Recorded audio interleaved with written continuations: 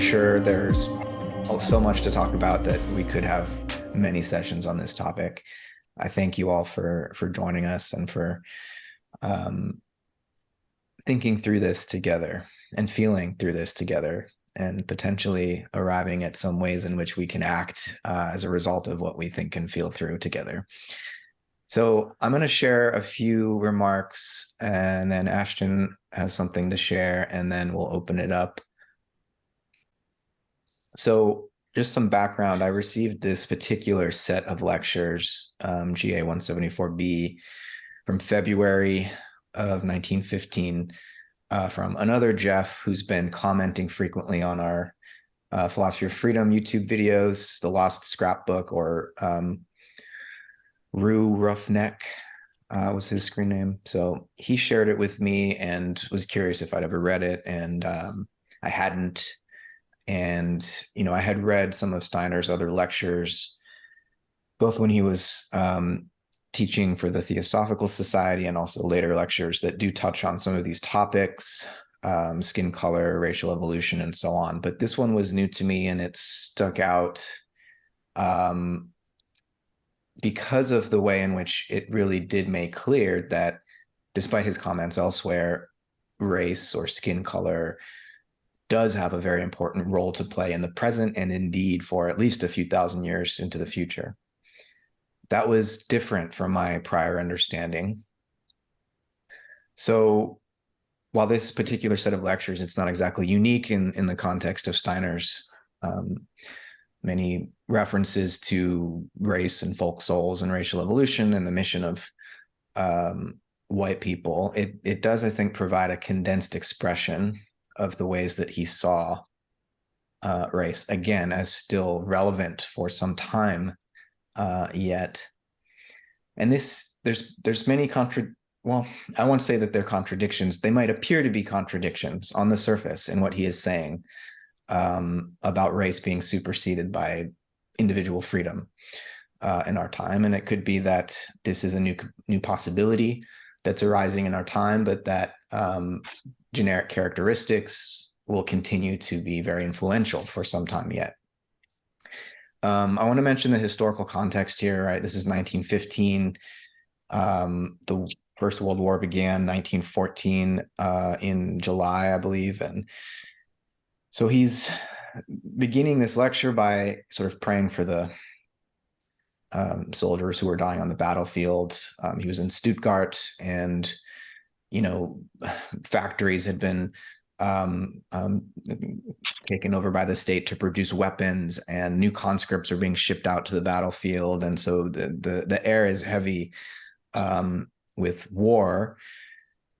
And he's speaking in this context about the relationship between anthroposophy and spiritual science, which he says is meant to raise us to this understanding of our humanity and our universal brotherhood, right?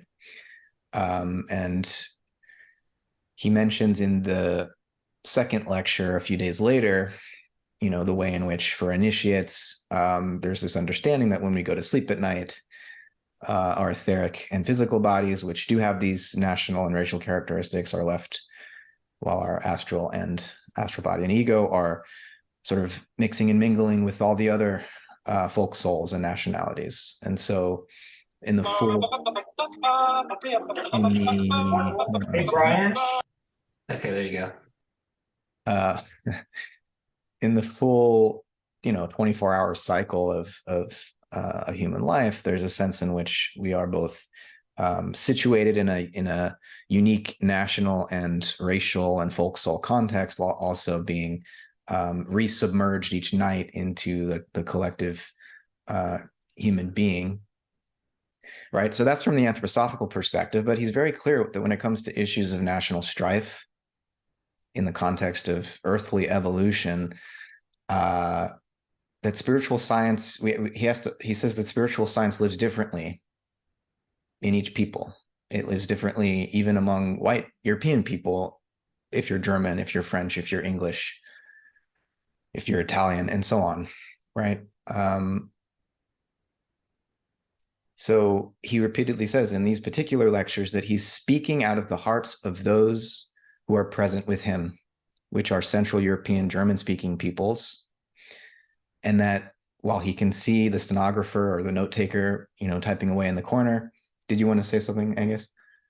He's actually even more specific than that. He said in Süddeutsche, so in South Germany. South Germany, yeah. He's very specific about it being in the south of Germany, which is one thing that I picked up. I might comment on that again a bit later. Sure, that's important. Yeah, so very specific. He's saying that what I'm speaking is very individualized. It's for the ears of the people present with me in this room. And yet he knows it's being written down, and he knows the people who will read this later, who speak different languages that it might be translated into in different places and different times, will probably be, it won't be pleasant for them to hear. They won't like it, and they won't understand it, right? So that's very important to set the context here. And he says, if words were enough to achieve mutual understanding among nations, then blood would not be flowing in this war. Because he thinks that the strife and the warfare among nations is driven by spiritual beings, and to think that this is just a matter of humans making bad decisions is to deny spiritual realities.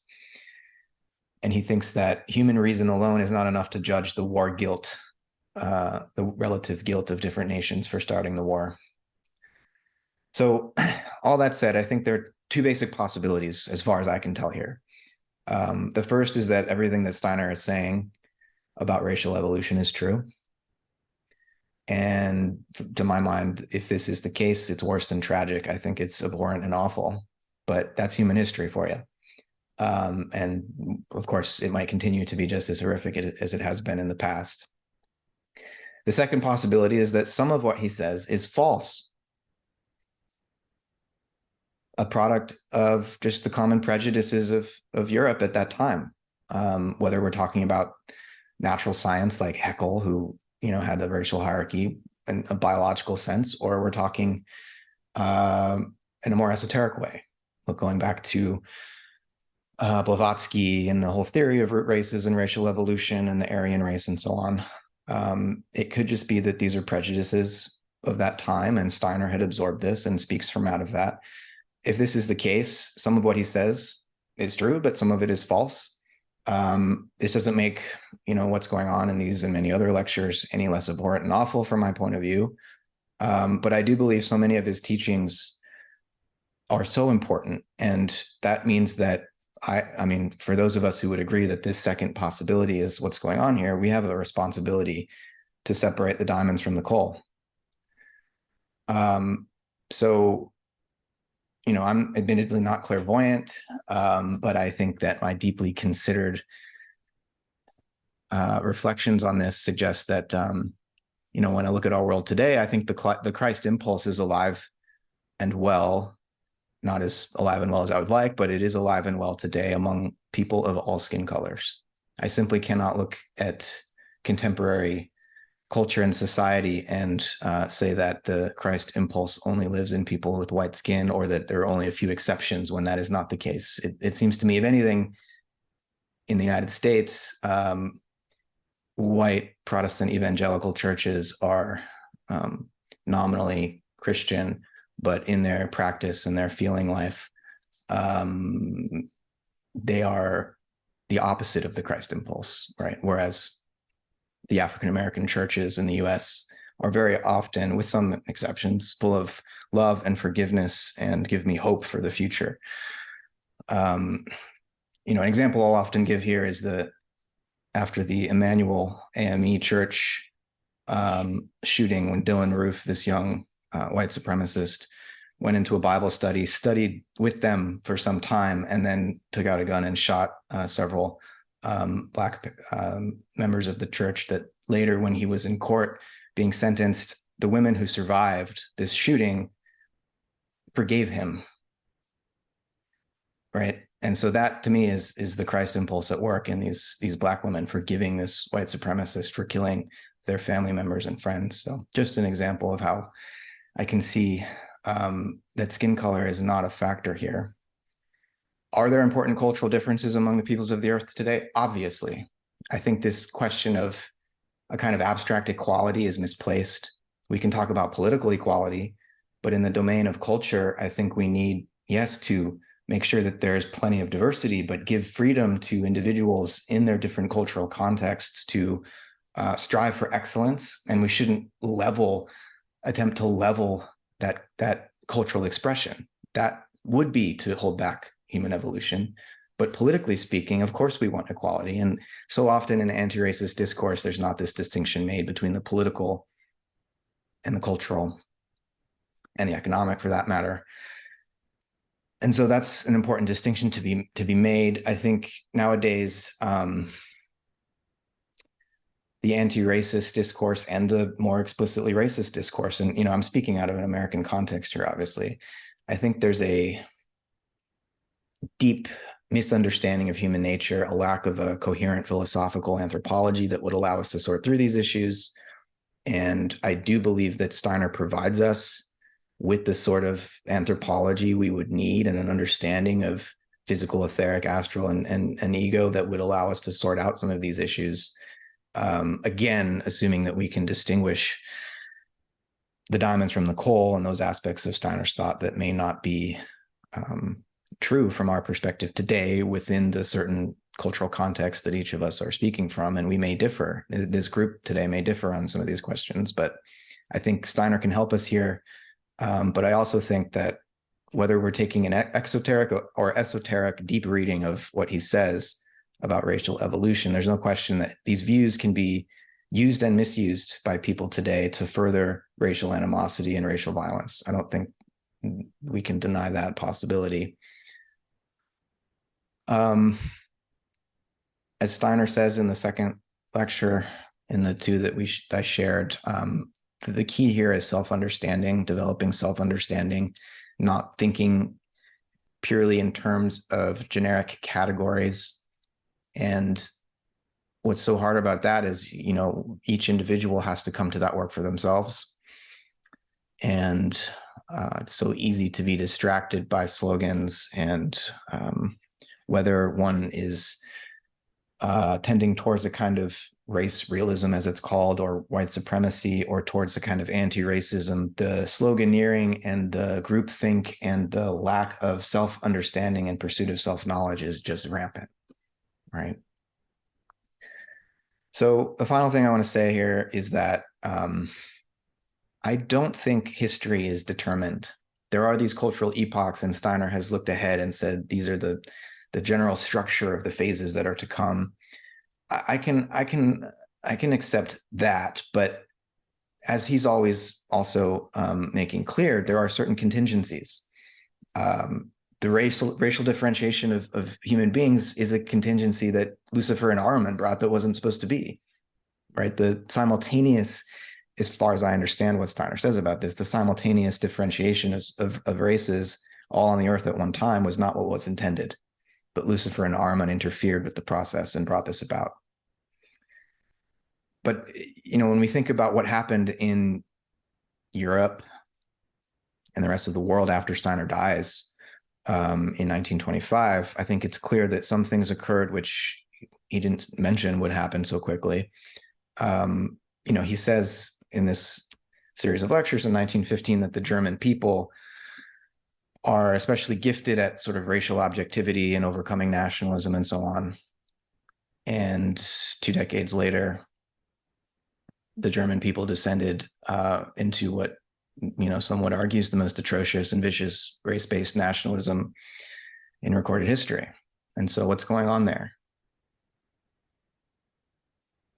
I feel like we have to leave open the possibility that what Steiner says about the future is limited by the fact that evolution is full of contingencies and that human history is full of failures and wrong turns and the interference of other spiritual beings. And yes, of course, resistance is necessary for evolution. And we may still end up in the same place that he thought we were headed to, but we need to do some of this work for ourselves, right? What Steiner said over a century ago shouldn't be taken as the final word. And we really need to develop our sense of how to move forward with our own sense of self-knowledge from our own embeddedness in different folk souls. because he's telling us in this lecture to do that, right? That spiritual science looks different from within the context of different cultures and different times. So I'm not ready to accept that there is a colossal war of all against all, a violent struggle and a great contest that is inevitably coming between the white and colored races. I don't think that's inevitable. Obviously, I see the signs that we could be heading in that direction. But from my American point of view, with this very pluralistic society, quite different from the Central Europe of Steiner's time, I really hope and I pray that this sort of future is not inevitable, and I will strive to do what I can to prevent it. And I think that's not to deny the bloodbath of history and the need to resist impulses coming from other national souls, folk souls that get possessed by a certain kind. I mean, it's perfectly normal to think that your people or your nation is at the leading edge or is the norm from which all other peoples are lower or abnormal or something. And so for Steiner to do that with regard to his own people isn't, I think it's a temptation that all peoples face, right? Okay, so I've said enough. Ashton, do you want to chime in? Yeah, I have like a few questions I want to raise in relation to some things Steiner said in the two lectures, and one of them is just regarding like this notion of ascent versus descent and how he describes the fifth epoch, post-Atlantean epoch, as a phase of ascent, and then the sixth as a phase of descent. But he says, of course, to the abstract mind, the kind of linear progression, more value is thought to be given to the sixth, but he says actually it's a descending phase. But he also describes that I guess the sixth as a descending phase is less perfect than the fifth. And so my question is like, what does that mean? What is the character of that perfection? And I think, even to describe it that way is to acknowledge some kind of, there's a value judgment in the sort of aesthetic valuing of one as being more perfect than the other. So I'm just curious what you all might think of that. And then, as regards what Matt was saying about, either there's sort of two options, which Steiner said about, white skin, either being, in the whole racial history as, being true, or that this particular statement of Steiner's, and, at the same time that we're recognizing that he opened the lecture cycle, or at least this lecture, talking about the sort of very situated, contextual nature of the transmission of truth, but still this characterization of the dynamic between the white race and the colored races seems to sort of be a kind of meta-narrative that transcends that particular context, at least the way he talks about it. And so I guess for me, like, at this point in history, the kind of racial categories that were in common usage 100 years ago have been discredited, at least in their kind of biological sense. And so I think, that tendency of thought we could describe as a kind of physiognomic essentialism, because I think, and I wanted to just tease out where I think there's some inconsistencies, especially today, but even back then, when we're talking about like the far West, like the US, that, Steiner's describing this dynamic that he's projecting into the future of the kind of masculine West impregnating the feminine East with, what's been developed through the personal, the struggle with the personal. So there's a kind of biospheric morphological, and I'm taking that from William Irwin Thompson, who also read Steiner. And I just love that phrase because it just really characterizes what Steiner's so often doing when he's talking about the polarity at work across the planet. But I think that the West, is not just it's not just made up of people with white skin. so there's I think an inconsistency already there when he's characterizing the West as being, and also he talks about earlier in the first of these lectures that we've read, at least in this document, about not being overly schematic, and that what's emerging in one epoch it's not necessarily spread out across the whole world. But again, yeah, I think that there's a kind of inconsistency with his sort of identifying of the West with the white race, with the fact that in the West there are many people who aren't white who are a part of that kind of culture of individuality, or I guess where a certain kind of individuality is emphasized. But I also, so thinking about this characterization of the spirit white skin as being expressive of the spirit further incarnating into the body. I mean, I think one question that could be raised is, what about before the mystery of Golgotha? Would that be an accurate characterization of white skin before that moment? But also, what does that even mean? Like, what are examples of the white skin as providing this situation for the spirit to further incarnate into the body? Because I feel like if you think about, he references Taoism, and I think of, especially in a lot of Eastern traditions, this sort of cultivation of the body, to me, is an expression of spirit, being brought into the body. And so I guess a question for me is like, what does that mean exactly for Steiner? And yeah, so those are just some questions that I thought would be interesting to consider. And yeah, I think that's it. So looking forward to hearing other people's thoughts. Yeah, those are good questions. All right. Who's got something? Who wants to chime in here? Thanks for your patience as Ashton and I laid that out. Well, I'll say something. Something very general. I don't want to go into whether the specific characterization that Steiner gives us is true or untrue, but I'd like to say that the question of whether he was racist or not cannot be answered, in my opinion, because there is a fallacy here, because we can either take for granted that racial differences are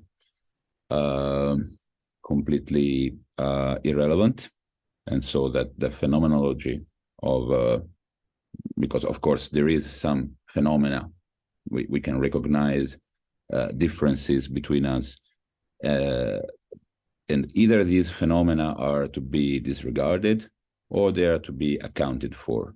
And in my opinion, if we take the first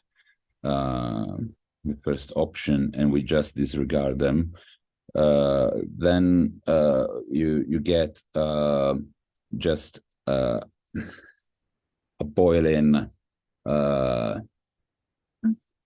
You just get, let's say, something that keeps building up pressure until it explodes, because every time some evident phenomena are disregarded and not accounted for, then all the differences must be introjected, and this brings up rage. And so after a period when talking about races is just a taboo, then you get the worst racism possible, and this is just asking for disaster. On the other hand, if we really want to solve the problem and come to some sort of synthesis, I think that we have to take into account all aspects.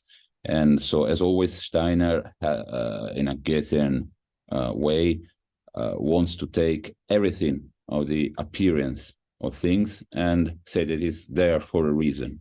So even skin color, or maybe most importantly, what is apparently the most superficial and disputable aspect of his position, is part of his hypothesis. That is, we have to explain, give some sense to the difference. The most apparent difference is the skin color. So, white, yellow, black skins, they have to mean something. And the only way to resolve, and he is telling us about this kind of evolution that he foresees, where racial differences are finally resolved and synthesized, has to pass through the antithesis, that is giving maximum importance to those differences in the usual Hegelian dialectics. And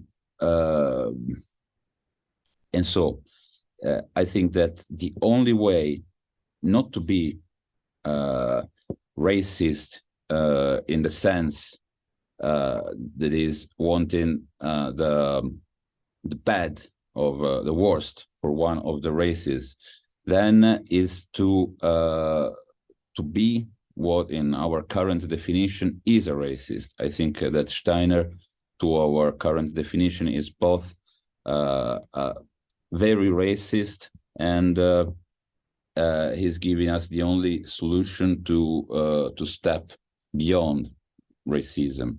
And so I think there is a fallacy in the problem of races as it is posed today, and it's like a Gordian knot, and we cannot really solve this problem and avoid the disaster that possibly we're going to meet in our futures if we don't go deep into the problem and even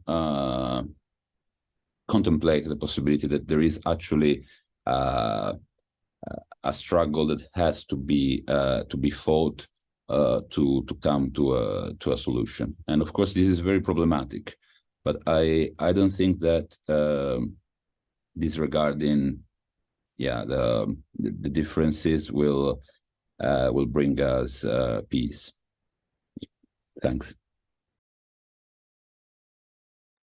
Thanks, Lorenzo. Yeah. Go ahead, Angus. Yeah, thanks, Lorenzo. Just wanted to clarify a point before I talk about a couple of points. Matt, do I remember correctly that you said there are only two solutions? He's wrong, or it reflects his biases of the time? Is that what you said? I think I said there are two basic possibilities here with regard to the comments about skin color. There's three. He could be right. Well, the first was that he is right and that this is true. Okay, so that was right or wrong. Okay, fair enough. Yeah. I think just to further nuance what Lorenzo was getting at. So I'm going to just jump sideways in my thinking there. I think it would be also perhaps interesting afterwards to see if Alex, myself, and Lorenzo seem to be somehow different from you guys. That might be an interesting thing to consider, being Europe-based. But so getting back to the text, so I'm translating whilst I'm talking. So bear with me if I just halt a little bit. There's one part where he says, when we on pure anthroposophical ground stand, when we develop the highest truths within us, then we are beyond all nationality and even beyond any racial differences. So just in that sentence, you've got something that negates or seems to negate this whole idea that racial difference is decisive. And I think that's an important thing to consider here, because just that phrase there opens up the idea. You were talking about the people who forgave the racists in the church. These people, perhaps they do stand really on a true spiritual ground. It might not be called anthroposophy, but it might be totally in tune with the Christ impulse, in which case they are also living beyond nationality and beyond even all racial differences. So I think just in that sentence there, we've got this really interesting thought to consider. He precedes that with one of the points that you made, which is he emphasized this is the spoken word and we are reading the written word. And it is definitely, he does say, it's in this part that he says this is within our language region, but it's actually later in the lecture where he says specifically southern Germany. So I wanted to emphasize that we are, when we're reading in English, or if you are reading it in English, you're automatically handicapped in that. And I don't want to, please don't misunderstand me saying, because I'm reading this in German, I understand it better than you guys. I'm not saying that. But what I can say is that the emphasis that you guys are hearing about racism in there, it ain't there for me. It's because when he's talking about race in this context, what he's talking about, he says that the white colored skins, let's just make sure I get that right. White humanity, that's what he calls it. He does talk about what color of skin at an earlier part, which we can come back to if it seems important, but he's very specific about it's bringing the spirit down to a physical level. But he started this whole lecture by saying that it's like we are, if we are doing that, we are beyond race and we are beyond nationality.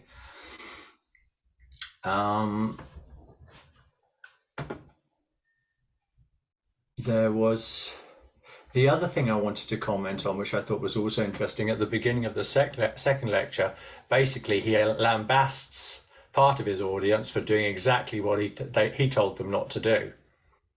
He says, "Look, you guys, you've done exactly what I told you not to do. You've put value judgments on this, and you seem to think you're the preferred race or the chosen race, as like all the others are left behinds." And so there he's also pointing out that these southern Germans that he's talking to in Stuttgart, they haven't even got what he's saying. They've twisted it already. So just within 24 hours, because the lecture was the very next day. So I thought that was interesting as well.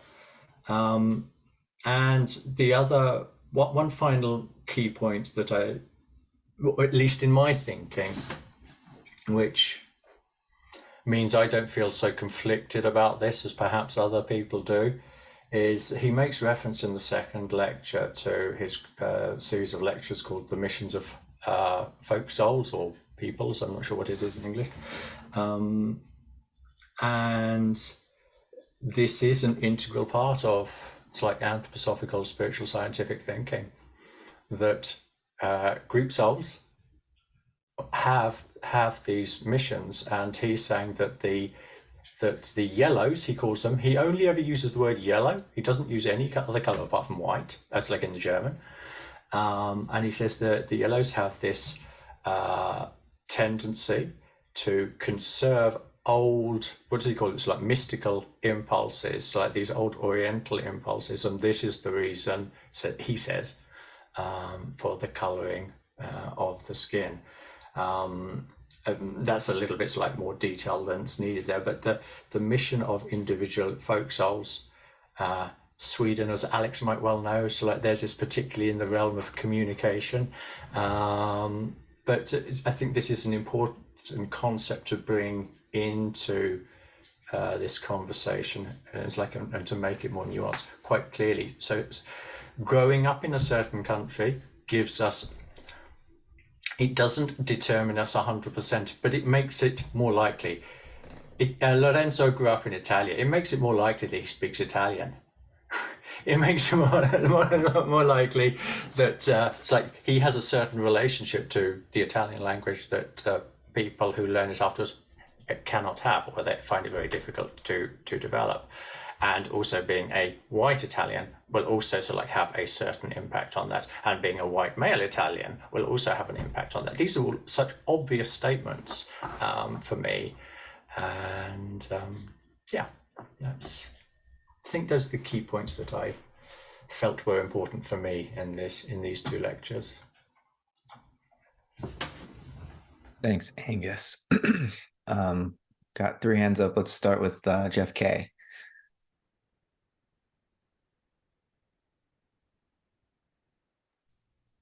Hi. Thanks, Angus. You're a great hockey teammate. You brought the puck right to where I wanted to start.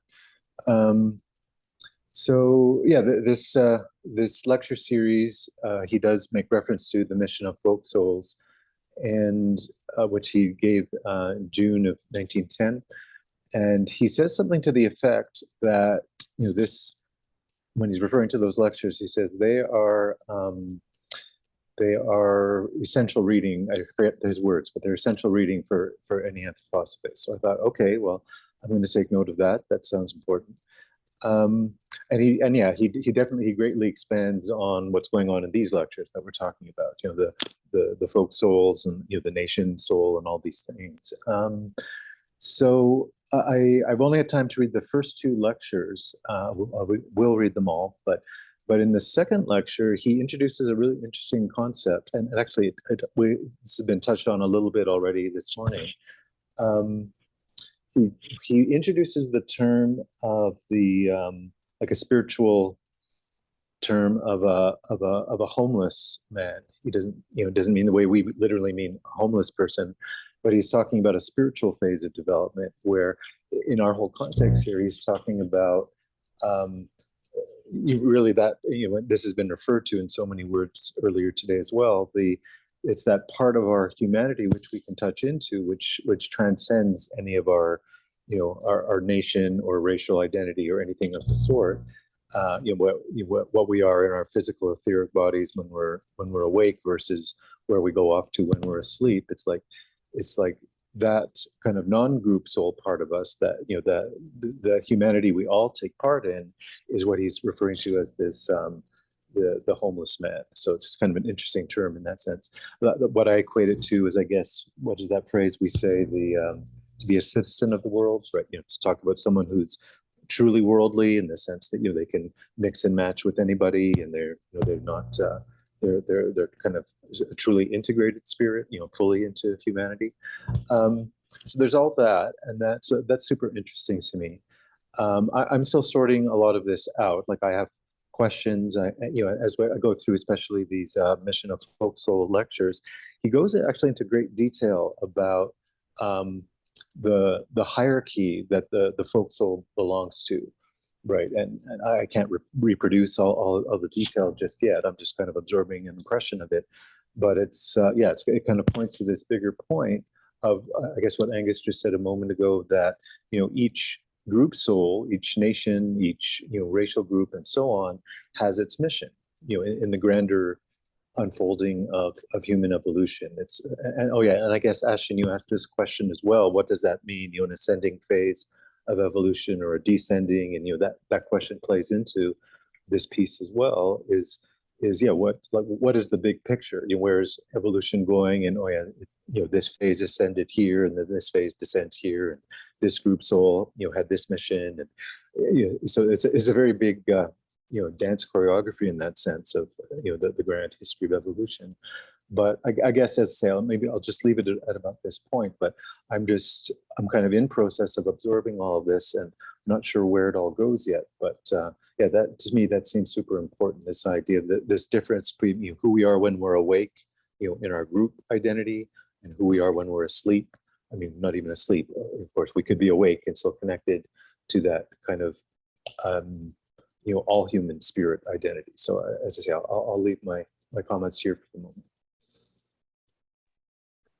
Thank you, Jeff. Jeff? I thought you were going to say Saxpahad Jeff again. That was an excellent pronunciation, by the way. I've heard you say it plenty of times. Ah, I see. Okay. Well, there you go. I have a couple of questions for you, Matt. First, I'll just ask the two questions rather than taking them one by one. There seems to me, maybe if you can answer this question just immediately, and it's not a demand, it's time stamp. It seems the really troubling excerpt that for you is the statement about the Christ impulse, right? And in relationship to skin color. And if I might be wrong about this, so do correct me if I'm wrong, both Angus and Matt, because of Angus's reading it in German. But he says specifically that in this, that it has to do with the taking it down into the physical, and which doesn't mean not in the soul. It doesn't mean not in the etheric. It doesn't mean even up into the eye. It doesn't mean the spiritual impulse can't be living somewhere else. And it seems to me, particularly in the mission of the folk spirits, he talks about America as a sort of place where things go to die in a certain sense. And it seems if America is somehow emblematic of what say whiteness is in relationship to historical moments where America emerged out of the European continent as a metamorphosis, say, and if that's emblematic, then probably this has something to do with death forces. So that he's speaking to it. Now, he might be right, he might be wrong. That is up for debate, and I don't have a particular opinion on that. But what do you think he means by specific statement that the impulse being brought into the physical? First, that question, and second, if he's right or wrong for that matter, why do you find that abhorrent exactly? Which isn't a challenge; it's a genuine question. Because as I said, I haven't drawn any conclusions. Yeah, thanks, Jeff. Well, the part that I find, worthy of a word like abhorrent is not just what's in this lecture; it's the overall picture of how reincarnation works and how it's been. I don't know who first used this phrase, but it seems that the evolution of consciousness is more or less a kind of journey towards whiteness. And for me, as someone who wants to bring in the powerful insights and gifts that Steiner has offered us into my teaching in an academic context, there's so much of what he says with regard to skin color and race that I don't know how else to characterize. But specifically with regard to the physicalization of the Christ impulse, I do think it has a lot to do with death and the extent to which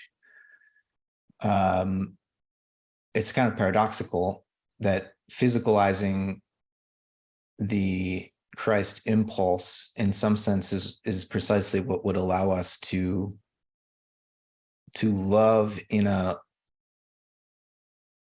way that transcends the death of our physical bodies, in the sense that we're not attached to the physical body as the be all and end all of our identity, but that in some sense we can then relate to it as a kind of vessel that contains something else that does not die with the body, the physical body. But I guess with regard to skin color, like, you know, if I just personalize this, I think obviously I'm white. I have whiter skin, maybe slightly more tan than some, but because my at least at the level of physical and etheric influences, right? I'm like, on my mom's side, I'm like 15% Swedish, 15% from the British Isles, Ireland, and England, and 15% from Southern Germany, actually. And then the other half on my dad's side is Ashkenazi Jewish. And so in the United States, this is not at all uncommon, right? To be mutts in this way. And how does that figure into the story that Steiner is telling? When there are certain very pluralistic societies nowadays that we're all mixed up racially. How can that be untangled? Like, how am I to understand what he's talking about personally, and for many other people, especially in the US and Brazil and other places where there's so much mixing going on, right? And so this essentialized view, essentialized, it seems to me, about skin color just it's hard for me to make sense of it.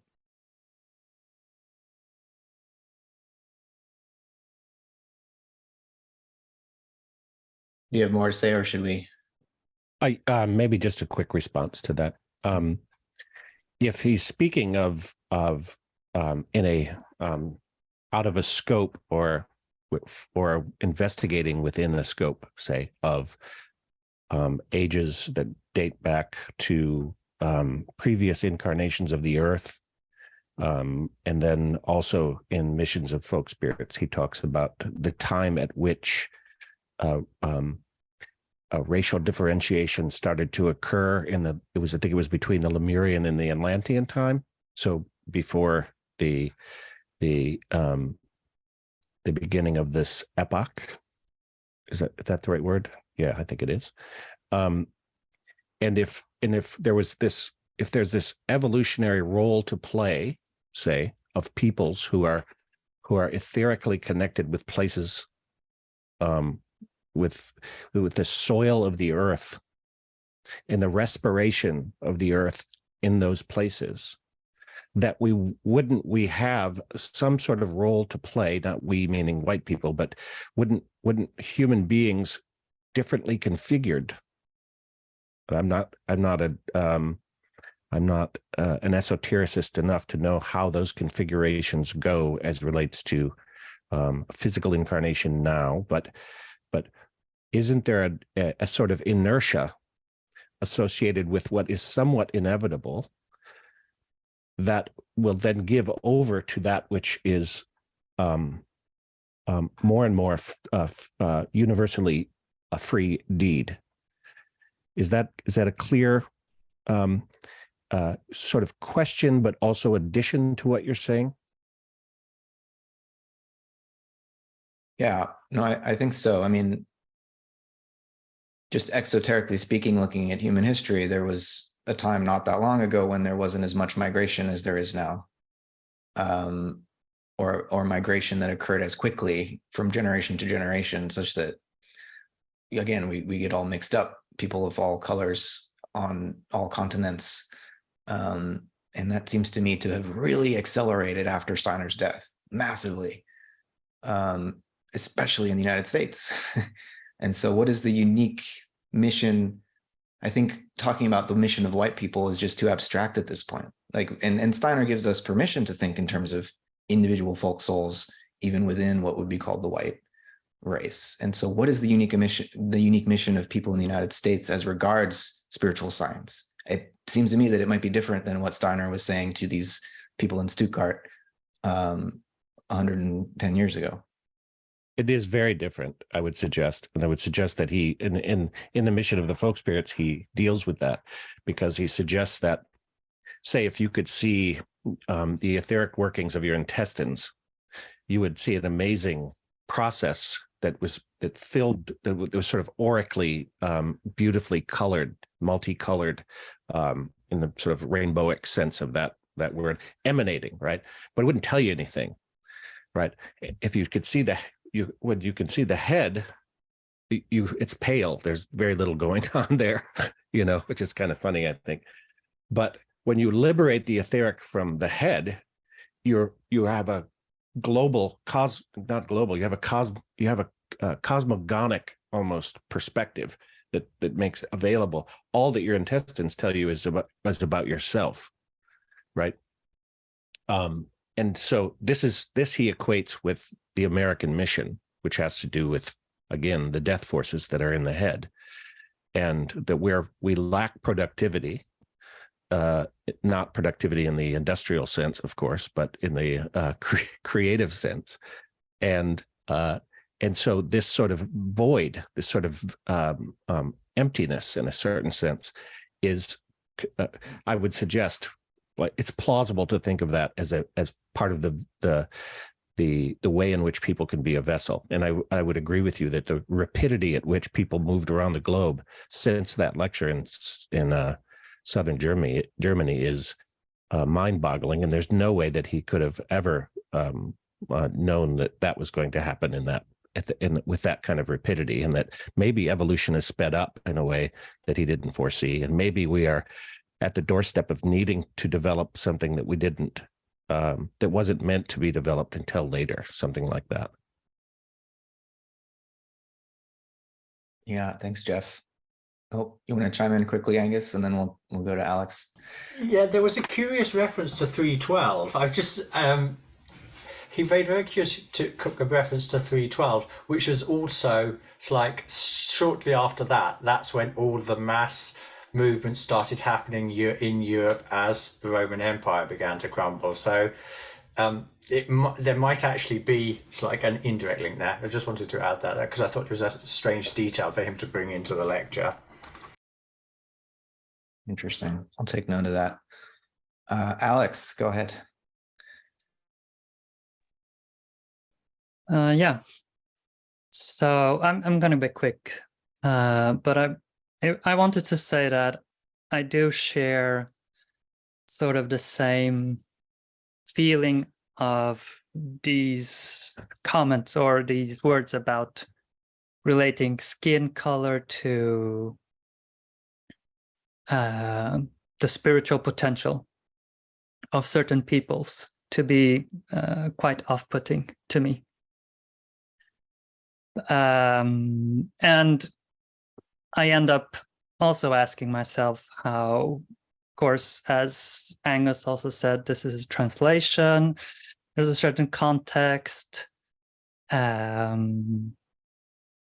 So I would need more material. I'm not as familiar with these lectures or this material to come to any conclusion. But reading at least the first lecture, it feels a bit off-putting to read it in these words. But I was then with the second lecture just thinking that, I mean, he's speaking about folk souls or folk spirits, even when he's doing that using color or skin, or I think he is. That's what I sort of trying to get from the first lecture.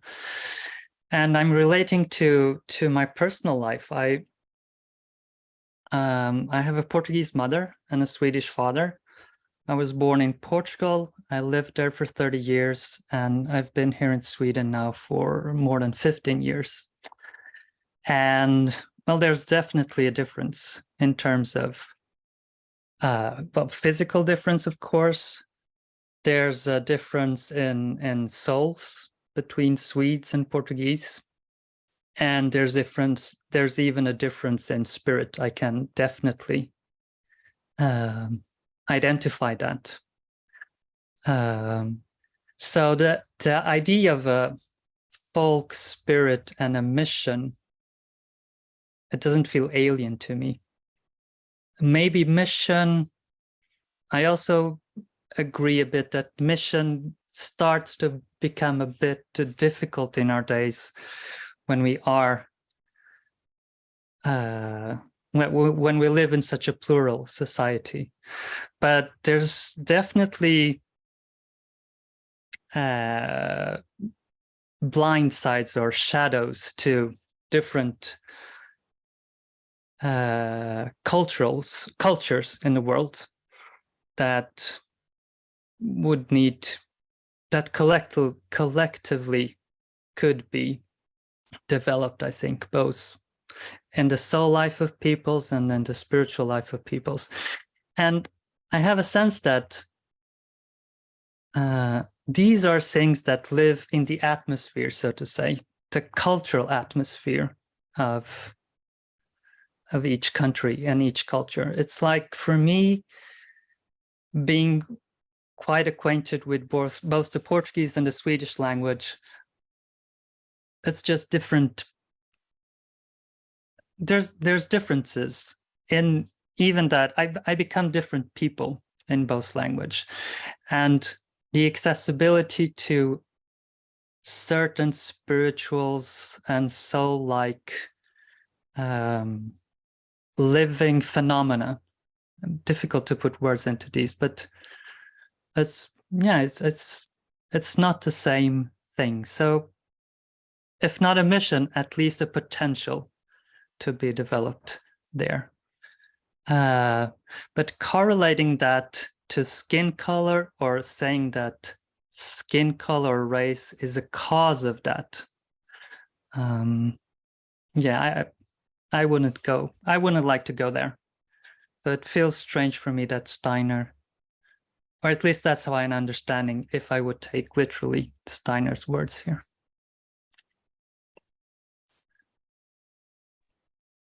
Thanks, Alex.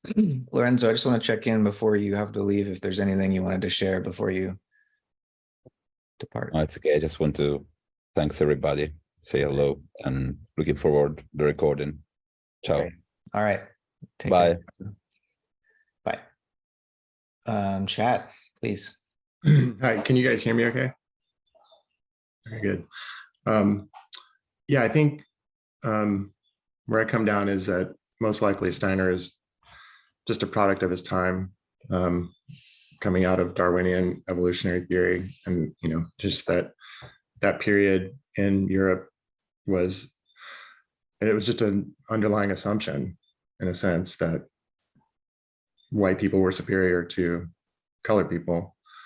And I think where, like, I agree with your statement, which you referenced, Angus, that he's saying anthroposophy, or standing on that ground, transcends all nationality and all race. But the problem is that he contradicts that statement by saying that, and even he's implicitly saying that white people are superior because they are, in a sense, I don't know if he uses these words, but it seems like an assumption that it's white people that brought about the anthroposophical perspective.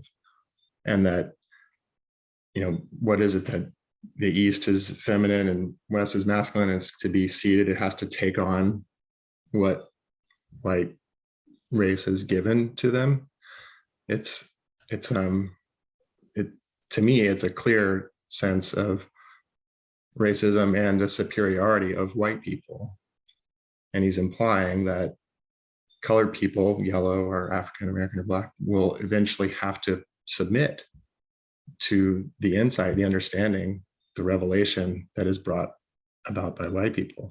Maybe I'm reading that wrong, but it seemed to me when I read those statements about, and then going directly to what you were saying, Jeff, about thinking that it was Matt's, like, the white skin allows for the Christ impulse to come in more efficiently. It's there again, it's just an implicit assumption that white people, in a sense, are superior and have brought about this truth that the rest of the world has yet to realize. So I think the issue is how do you bring them into balance? Can you really say that statement that you quoted trumps the rest of the statements? I think when Matt and I discussed this at the end of the last class, it was clear there was a contradictory right there in the appendix of chapter 14 of Philosophy of Freedom, because he says basically the same thing. He's saying that if you come to anthroposophical position, it transcends the racial difference, I think, because he was alluding to it subtly there. But yeah, I don't have like a final point or anything other than, again, I will always come back to this as a reference, because I think the astrological perspective has the most scientific, empirical dimension to it for recognizing spirit, for seeing consciousness, for recognizing how it is made flesh, how it is in the physical world, because it's connected to the planets that are connected to the spirit inside of us. So it's a way of which we can come to a relationship to the spirit world. And what the birth chart does is it democratizes that relationship completely. There are no way that you can see gender or race in a birth chart, but yet it demonstrates how every person is connected to the spirit world, how everyone is embedded within it. And it's a framework for actually cognizing certain aspects of spirit. But I think what I'm getting at here is that there does seem to be an evolution of consciousness involved in this potential realization of the astrological worldview as a valid perspective, a method of accessing the spirit world. And I think running back to what you're saying in the beginning, Ashton, is that like it was, to frame a value judgment saying the sixth epoch is a descent and seeing it as a negation or as a problem is not giving its value, or not seeing it as part of the whole, in a sense that like, I think about like Gebser when he says the deficient mental as a kind of vector of the modern period. And there's an important aspect of that, which science is the main principle of differentiating subjectivity from an objective attempt to understand the world. And so Steiner is really embracing that as much as he can, the scientific perspective, and as the spiritual science. But that was necessary as a part of the sixth epoch and what he's describing as a descent. That ultimately that was a necessary part of what will bring about a communion, a conjunctio, a sacred marriage between the physical and the spirit. But we had to negate the spirit on some level and differentiate more of the autonomous self. And the modern era and modern science is a big part of that process. But ultimately, I think Steiner says a lot of things that do trump the very subtle, the racism that is, I think, implied in those certain statements. And I do think that is where his overarching perspective lies in the end, is transcending race and nationality, just like you pointed to. But just like Matt was bringing up in the beginning, you can't negate those statements or just say that for an original statement trumps it, because people can utilize the other statements for negative purposes, as Hitler did with Nietzsche and potentially with Steiner. I don't know how much, if at all, Hitler was informed by Steiner, but yeah, there's just a couple of comments. Yeah, thanks, Chad. And with regard to astrology, I think it's helpful that like we all share the same sky, and in Steiner's terms, regardless of race, and in Steiner's terms, like astral bodies are not raced. Race is a function of the etheric and the physical, right? Which is why when we go to sleep at night, we're swimming in with all of the folk souls, right? And Steiner specifically says that those who, I think he says this in the second lecture I shared, those who have a deep animosity for a particular nationality or race in their waking life, when they go to sleep at night, are really confronted with that particular race. And so there's a spiritual compensation that occurs here, right? And it's specifically related to the nature of the astral body, which I think is esoterically in ways that I don't know or want to get into now with astrology. But also with regard to Darwin, social Darwinism was prevalent in his time. Haeckel was a Darwinist, but Steiner's view is distinct. I shared a comment that Steiner made in one of his texts about how he thinks Darwin gets it wrong. It doesn't necessarily help make Steiner's comment seem less racist, but nonetheless, he wants to distinguish the Darwinian view of what ascent and descent would mean versus his own more Goethean view. Yeah, thanks for that. Yeah, there was something else, but I forgot. But I have something I want to say real quick. Just in relation to, I mentioned this like phrase physiognomic essentialism, like when we're talking about the Goethean approach, the kind of qualitative evaluation of the world, which Steiner expands really broadly.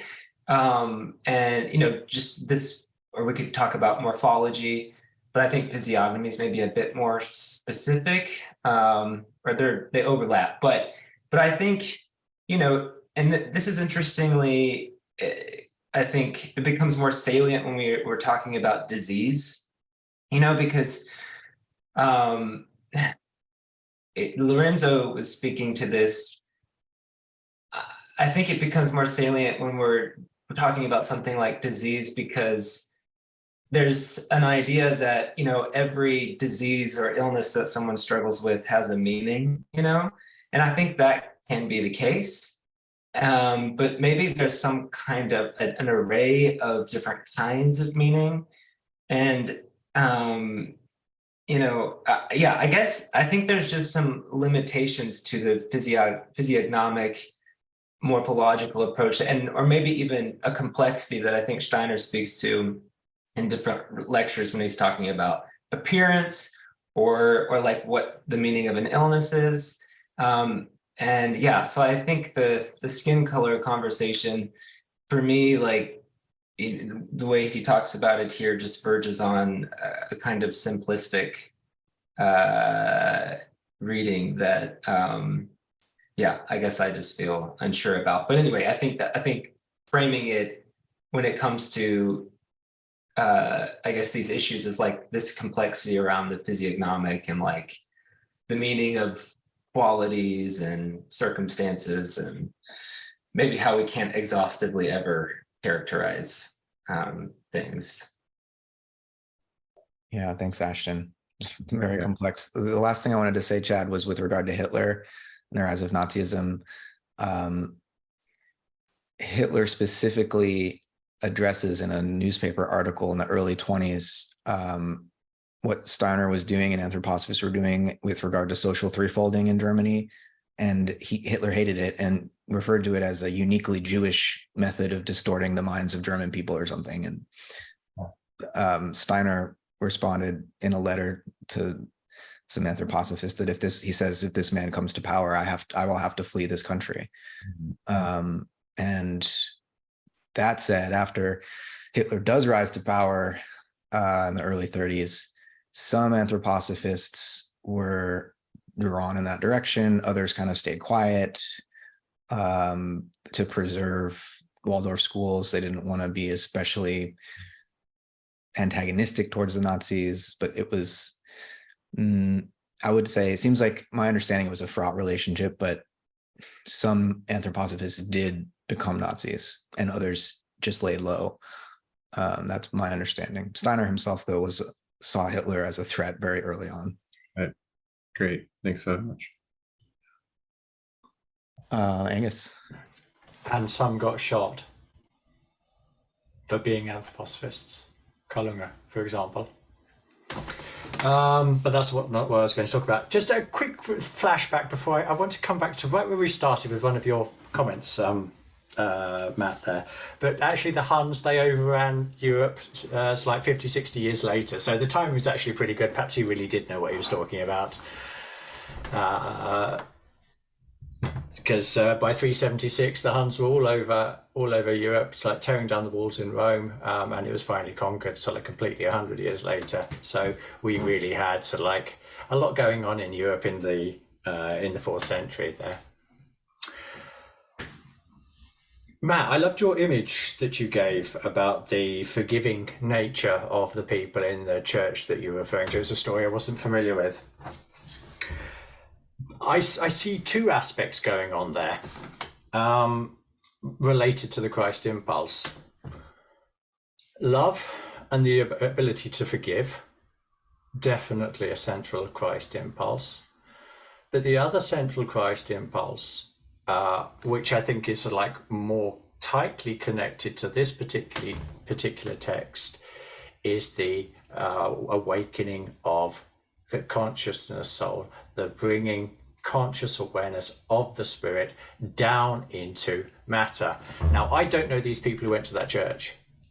So the love that you described, that's convincing. But this other aspect, is that there as well?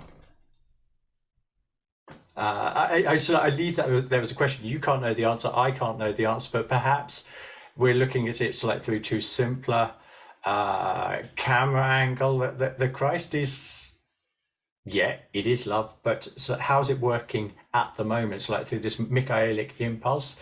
It's bringing consciousness, conscious awareness to the real existence of the spiritual world. Is that what is happening in these churches? I don't know. Yeah, I would just say that doing this in a courtroom seems to me it's bringing this impulse into the kind of everyday practical affairs in some way. Is that physicalizing? I don't know, but that's the context, and I can share with you more about the story so we can get into the details here. I think it's quite significant, actually. Mm-hmm. But yeah, it's a good question to really try to perceive as deeply as we can how the Christ impulse is working in these instances. Mm-hmm. Anything else, or should we move to? No, Jeff. Yeah. Saxopaw Jeff, you're up. I suppose I have a question that has to do with the statement and the time that the statement was made, not in the sense of the time of that era, but in the sense of in that moment in southern Germany, what was going on. Was it a statement associated with that specific place and that specific time, not meant to make a statement beyond that specific place and that specific time? So that's one question. I don't know the answer to it. I'm genuinely asking the question. And then the other one, it seems to me to, if one is going to draw a conclusion, then one has to know exactly with precision what Steiner means by physical, exactly what Steiner means by the Christ impulse, exactly where that Christ impulse lives in every single individual as part of the etheric body of every individual, but also in the etheric body of the earth. So, and then know exactly what is meant by the etheric body as opposed to the etheric, cosmic etheric. And one has to know then something, I would say, this is my opinion. I think those other things are bordering on something like fact, I would say. In my opinion, one would have to be very, very intimate with the 7 life processes and their relationship between the soul and the physical body to understand how the Christ is working within the physiology of peoples.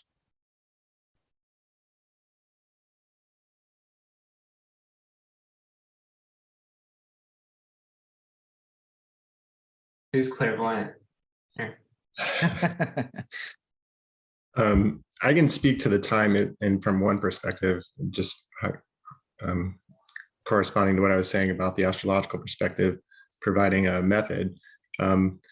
Rick pointed out in Cosmos and Psyche how when Saturn and Pluto come into hard aspect alignment, which was the case in 1914, 1915, 1916, beginning World War I, beginning World War II, Great Depression, 9/11, the pandemic we just went through, all Saturn, Pluto, hard aspects. But also in 1992 to 94 was a Saturn square Pluto period. I'll reference that in a second. But basically what he pointed out is that there's a tendency to draw strict boundaries, Saturn, and project evil, Pluto, the dark, the unconscious, things we don't understand, onto the other. during Saturn-Pluto periods, and there's a tendency to align the good or higher values on the inside of those boundaries, white people, Americans, whatever, Westerners, and project the Plutonic shadow onto the other. So it's potentially something that was in the air, in a sense of in the zeitgeist at that time when Steiner was making these particular statements that we read from, at least. So just as a reference there, I don't know, I'm sure it's not exactly what you were asking about specifically, but.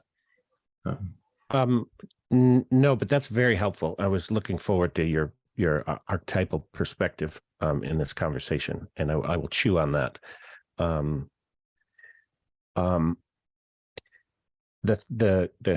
sort of thing turns on whether you think it's a value judgment or it's a scientific statement. And this goes to this article by this fellow Rose. He could be wrong about it. What he's trying to reveal is what he's perceiving in the spiritual world as a truth, as it's incarnated in the world around him. To presume that it's prejudicial and culturally biased and of that time is to presume you know what he means by all the things I just mentioned. Yeah, he almost does tell us that this is culturally biased. He says he's speaking out of the hearts of those who are listening to him, right? And so he's both saying, from an anthroposophical point of view, we are striving to transcend national and racial differences, but here I am speaking to those in the room in the context of national conflict and world war, where each nation has its unique role to play as a result of the archangelic forces that are engaging in Earth evolution at this phase. And so it's very easy to see this as contradictory, or at the very least paradoxical, but he's trying to do two things at once here. And it's not easy to sort it out, but it's like in the midst of a war where you have the Russia on the one side, the East, and France and Britain on the West, like who's responsible for World War I? I mean, what a fucking mess, right? Germany is surrounded. He's speaking to Southern German people about what's going on in this moment.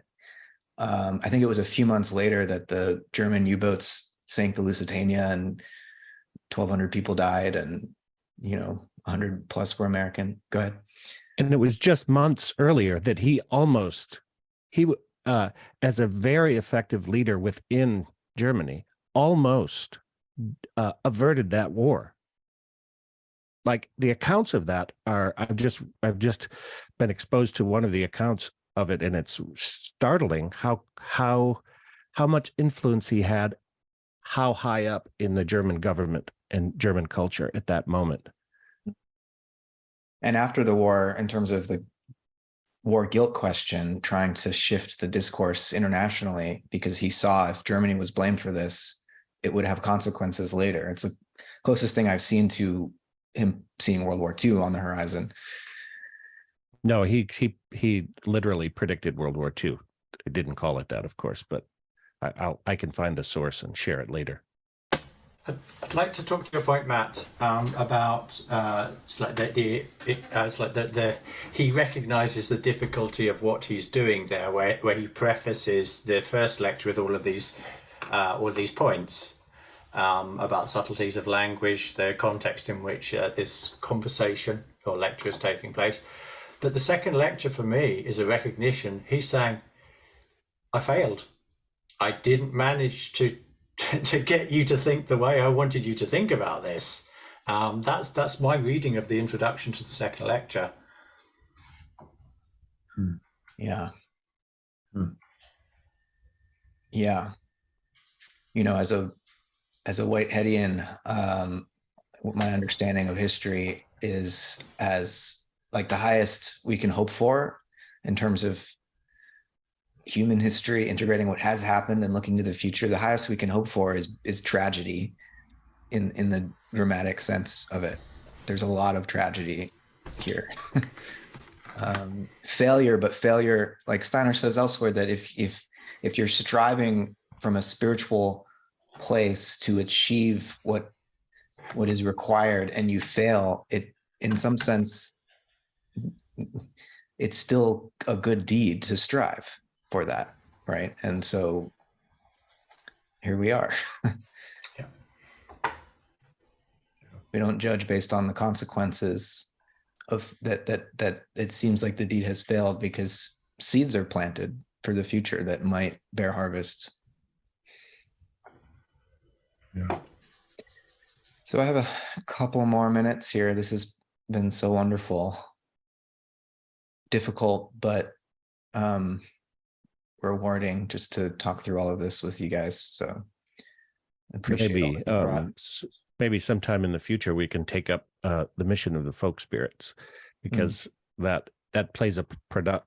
Well, what he says specifically about it in this in the second lecture is that particularly during this time of war, that is the time that lecture series needs to be read. And it's interesting because he's basically saying at the beginning, don't this is meant for here and now. Don't publish it and have it read. And in a way is saying that about all the lectures, because they're all, not in a way, he actually kind of says it, but then says, go read the Mission of the Folk Souls, because it's going to, Mission of the Folk Spirits, because it's going to provide the kind of perspective needed in this time in order to overcome the very deep-seated conflicts going on, not only in the physical world, but in the spiritual world. Mm-hmm. One final thing, so still on the history note, because I talked about Constantine, the other really interesting person he mentions, of course, is the Maid of Orleans, Jeanne d'Arc, which also is sort of like significant, because let's play with the idea he knew exactly what was going to happen in Europe in 50, 60 years, that there was going to be, and across the world actually, that there would be a complete mixing of bloods.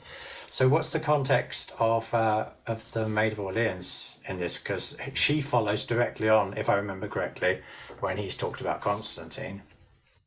That's an open question for somebody to play with. I certainly don't have an answer, but I know she's a deeply fascinating person. When on our honeymoon, we actually went through that region of France many years ago. Yeah, I'll need to do some further research on that. Can I share something a little bit mysterious and kind of sweet? Yesterday, on the way home from school, my son, who's 8 years old, is in second grade. Mr. Trueblood told the story of Joan of Arc and how she had the spiritual experience of meeting the archangel Michael, and how that played out, so to speak. It was interesting because I hadn't read this second lecture till this late morning in order to prepare for this, and there's the story my 8-year-old son just told me. She moves in mysterious ways. Mm-hmm. Yeah.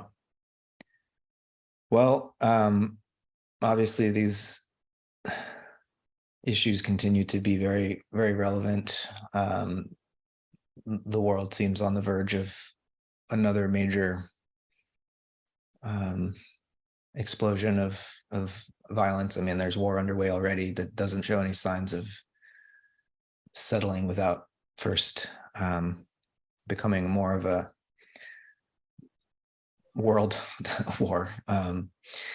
So yeah, let's keep this conversation alive, and Ashton and I will reach out soon to keep the book group going. I think How to Know Higher Worlds was what we had agreed to do, but we're doing a little traveling, and I'm buried in student papers to grade right now, so it might be a few weeks, but we will move forward. And the Missions of the Folk Souls, I think, is another text that we might want to spend some time with as well.